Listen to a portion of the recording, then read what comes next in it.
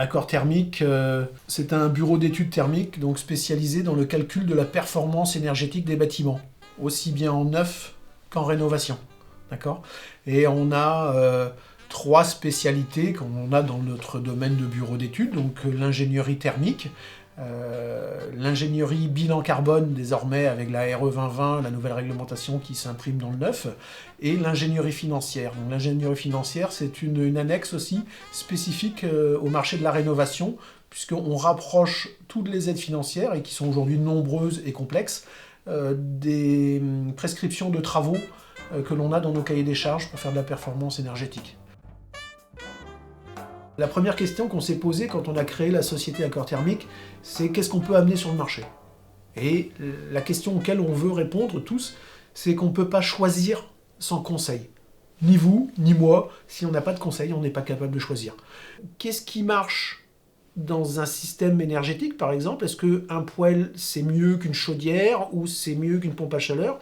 L'ingénieur, souvent, va vous répondre, mais les 3 fonctionnent. Et la réponse de quel est le mieux, il n'y a pas de mieux, c'est quel est le système le plus adapté à votre façon de vivre, à votre comportement, à votre idéologie. Et donc derrière, on va orienter, nous, avec l'écoute du client, ce qui va peut-être caler le plus, tout en sachant qu'une maison économe, c'est d'abord une maison qui ne consomme pas. Et après, le niveau de confort, là on est dans quelque chose qui est beaucoup plus, difficile à définir, le confort. Et donc c'est par de la relation humaine, des jeux de questions-réponses, qu'on va pouvoir orienter tel ou tel client. Accor Thermique développe notre activité sur la maison neuve, tous les bâtiments neufs en général, collectifs et tertiaires, puisque notre activité dépend 50% de la maison, 50% du collectif et tertiaire. Et avec un marché de la rénovation qui pèse aujourd'hui 20%, qui est monté à 30% là, cette année, quoi. Voilà, et qui va être amené à se développer avec les aides MaPrimeRénov' et les aides locales d'aide à la rénovation énergétique. Un métier que l'on a quasi créé, qui s'appelle le métier de thermicien conseil, associé à des chargés d'études qui sont des ingénieurs de la thermique. Pourquoi on a créé ce métier-là ? Tout simplement parce qu'on s'est rendu compte qu'à l'arrivée de la réglementation thermique, il manquait un maillon dans la chaîne de l'acte de construire, puisque d'un côté, on avait des chargés d'études qui ont des langages très techniques, très poussés, et donc il fallait vulgariser auprès du marché des professionnels de l'acte de construire, que ce soit des architectes, des promoteurs, des constructeurs.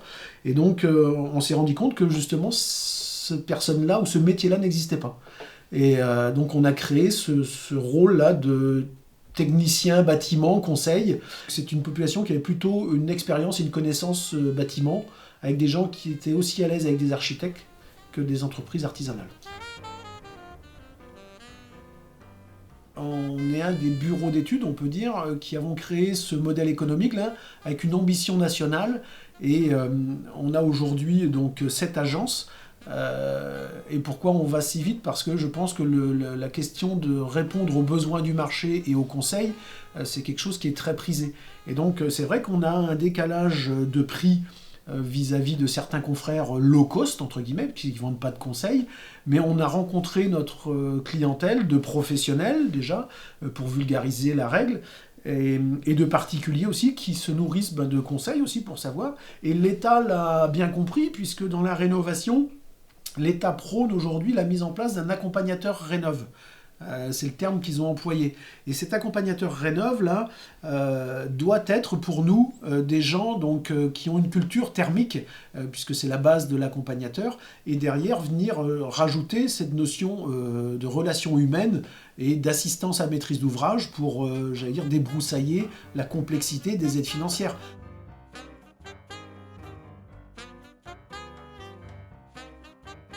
Quand on parle d'environnemental, on va parler bilan carbone, on va parler réglementation environnementale. Donc la réglementation thermique 2012, elle a changé de nom d'ailleurs, elle s'appelle désormais non plus thermique mais environnementale, pour la simple et bonne raison, c'est qu'on intègre aujourd'hui ce qu'on appelle une analyse du cycle de vie et un bilan carbone des matériaux de construction.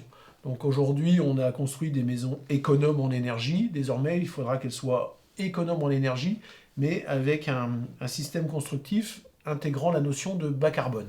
Pour rentrer dans ce métier du bilan environnemental, l'État a mis tout un process de fiches sanitaires pour les matériaux. Et encore une fois, les 2 premières années vont plus servir d'expérimentation pour savoir où on va. Et à partir de 2025, on va contraindre tous les 2 ans à un niveau inférieur en construction bas carbone. Ce qui devrait permettre de développer des nouvelles industries, justement, de matériaux fabriqués localement, peut-être avec des matériaux biosourcés ou géosourcés. Donc les filières vont s'organiser. Et il faut savoir aussi que c'est encore une première en France où le monde du bâtiment a une vision à plus de 10 ans de ce qui va se passer. Les règles sont écrites désormais sur les 10 ans à venir. Et donc ça donne des perspectives pour le monde du bâtiment, les industriels. Et donc les matériaux d'aujourd'hui ne seront pas forcément les matériaux qu'on va voir arriver dans 4, 5, 7, 8, 10 ans. Et donc ça c'est intéressant d'avoir cette vision-là pour stabiliser l'économie et pour donner la possibilité de réindustrialiser sur les 10 prochaines années dans cette voie-là de bâtiments bas carbone.